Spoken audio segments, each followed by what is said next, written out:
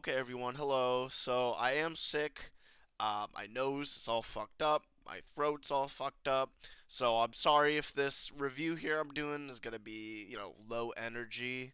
But I wanted to get this out. Unfortunately, I didn't plan on getting sick, obviously. But I'm gonna try my best. It's gonna be as interactive as the last one. I don't know how long it's gonna be though. Um, and that's that. So we'll get into the episode. So where we last left off, Thorfinn had just been brutally handled by Snake's lackeys, and he came over there and saved Einar and Thorfinn. Now we're getting into this episode is really good because we finally get some more introspection on what Thorfinn feels, even though we don't go too deep into it yet. But we also get like the reveal that Thorfinn is a warrior, not to anyone really, but except for Einar and Snake. Thorfinn doesn't tell Snake that he was, in the past, part of all this shit, that went down in London. But Snake is like really smart, not like his lackeys. And he could, after like testing Thorfinn and his abilities, he can probably just assume that Thorfinn is not like a regular dude. I really like this scene when Snake is just testing Thorfinn. Thorfinn's like, the image of Askeladd is like burned into Snake's persona here, and Thorfinn just like his fighting instincts, they just come out. Snake's like, holy shit, this motherfucker just dodged my blade and kicked me, and he's gonna do like a random backflip after after that. Look at that, like nuts. Snake is like, this guy's fucking nuts. Now we get into a lot of like Thorfinn's mind here in this scene as well. Basically, before this happened, the last episode, Thorfinn was resigned to die, and this is Snake's test to like be like, well, if I attack you, and if you try to stop me, obviously you don't want to die. And Thorfinn's he this is where we really get like some good stuff between like his character, because we haven't gotten too deep into it yet. This is only episode 4, aptly titled Awakening, and he's Thorfinn's very confused at the moment. We've been seeing it throughout the whole second season, but we don't know just how deep that confusion is. In this episode, it only dives a little bit into that. It doesn't go like too deep into that like psychological introspection of Thorfinn's mind. What is he really feeling? But Snake Eater is just testing him, like, oh well, you blocked my blade, you kicked me. Obviously, you don't want to die, and Snake pretty much berates his lackeys for like doing these things to them. So, this is I really like this. We're gonna like skip a little bit to here. Thorfinn's just getting his wounds treated. Thorfinn's very apathetic to everything still. He doesn't really think anything matters. He doesn't know what wanting to live really means. He doesn't know if he wants to live. He's having horrible nightmares every night about the things he's done. And we get like a nice scene of that too later in the episode where he's having his nightmare and the animation just like scaled up like I thought it would. So if you wanted, and there's like little bits of fight scenes in those nightmares, so if like people wanted to see that like dynamic animation, you can get it there. Otherwise, all the animation's pretty standard, the same as all the other episodes. But the music hits like really hard in a lot of scenes, especially later on. We'll get into it.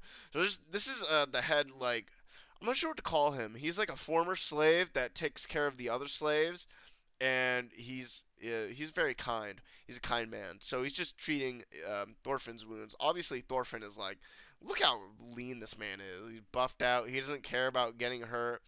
Einar is very surprised at Thorfinn. He's very mad about the situation that happened because we could have all just died. All those people are assholes. Obviously, Snake's lackey. Snake isn't an asshole. He's just in this position where he's better than our main cast right now in that situation. This is the episode where Einar really trying to like teach Thorfinn things that he doesn't know. Because if you think about it, even though Thorfinn's like 20-ish, very early 20-ish in the show right now, he's still a child because he's been fighting with Askeladd since he was like, 6 or 8 or something like that. He's been fighting his whole life. So, death is all Thorfinn has really known. He doesn't really. He still remembers things from the past with, his father and his mother and his sister. But his life is just turned completely upside down. So I like getting more characterization into what our characters are feeling. It's this nice slow ride. The dialogue's pretty good, so it's very consistent. It all makes sense. Now we get to the scene. Einar is very suspicious of Thorfinn, so they go back to work, even though technically they don't have to. They start chopping down trees. Um, Einar just straight up asks him, "Were you a warrior once?" And Thorfinn's like, "Yep." So like he doesn't there's no like surprise about it or anything like that. Thorfinn's just like, "Yeah, I was. I killed a lot of people." He's like, "How many?" Thorfinn's like, "I don't know, a lot." It's all sort of funny, but like this is where we get some uh, characterization for Einar. Einar doesn't really know Thorfinn as good as he does in the manga yet. Like they've basically just met. They're not even really friends per se. They're slave compatriots, and they have to work together. And Einar likes Thorfinn, but after hearing that he was a warrior, Einar is a little conflicted about that. He doesn't like that. And this all culminates to the scene where we are at night, and we get beautiful animation here where Thorfinn is sleeping, and he's just having his nightmare, and it's nuts. So we get this scene where Einar is just very upset, um, very conflicted about Thorfinn as a person. He actually tries to kill Thorfinn in his sleep. Just obviously not like thinking through the situation, because Einar doesn't know. Like, well, he would know that Thorfinn's not the one who killed his whole family, right? But he has a deep hatred of warriors, obviously, because they killed his family. They've done it twice, and they put him into slavery. And he thinks Thorfinn is the same as them. Now we don't. Thorfinn doesn't tell him yet about all the things that happen with Askeladd or Thorkel or in London or Canute. But this is Einar's like sort of own revenge. 'Cause he has to let off steam, right? He's incredibly angry about what's been happening to him, on this like village and the way he's been treated. So he's gonna take all his anger out on Thorfinn. This is where we get a nice parallel, like when Einar's just fucking strangling Thorfinn while he's having a fucking nightmare, and he's just murking. Like, look at this animation here, like the shadowy figures of his past literally like haunting him in his dreams. It's pretty nuts. So I love this scene. And he's just owning all of them, obviously, because no one can beat Thorfinn. But once Thorfinn starts having his nightmare like he does every night. Thorfinn has been having these nightmares and screaming in the middle of the night since Einar's got here. Like, his nightmares like don't stop. They calm down. I think I alluded to this. They calm down a little bit in the manga, but they're alluded to every now and then. They're just not as frequent after his like big character change after this arc. But right now he's still like he's incredibly guilty about all the things he's done. So eventually Einar stops strangling him after that, and he just screaming in the middle of the night. Einar wakes him from his sleep, incredibly angry. Thorfinn, as a person, understands Einar's grievances with him, even though Thorfinn didn't kill his parents. But this is Einar doesn't want to actually kill Thorfinn. He forgives them for all of his transgressions, even though he doesn't really know anything. They'll get more into that later. I don't remember when.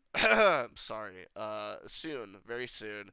It'll be nice scenes between these two, and the music that's happening in that scene where he's having his nightmare is brilliant. I don't want to play the sound, but it's fuck, dude. It's really good. It's really good. I love it. I love it all. So after that, Einar pretty much tells Thorfinn, what the deal is. Don't be so apathetic to death. Obviously, even though we're in this horrible situation, we can still do things. We can still talk to each other and shoot shit. Chit chat, basically. We can do these things because we're alive. We can eat because we're alive. We can have memories because we're alive. We can live. We can do that together. And very nice scene. There's not much emotion on Thorfinn's face. Even even though he like understands what Einar is saying, we just haven't gotten down to the deep root of the problem with Thorfinn yet. Like in his heart, the core of his heart. We don't completely understand just yet what's happening, but we're getting there. Okay, we're getting there. And there's a scene where Thorfinn thanks Einar for waking him every night, and stopping his nightmares, because obviously those nightmares take a toll on Thorfinn's mind, even his body in some cases. Like Thorfinn's just not all there right now. He's not like coma, what's the word? He's not deliberate. What's the word? He's not. He's not retarded.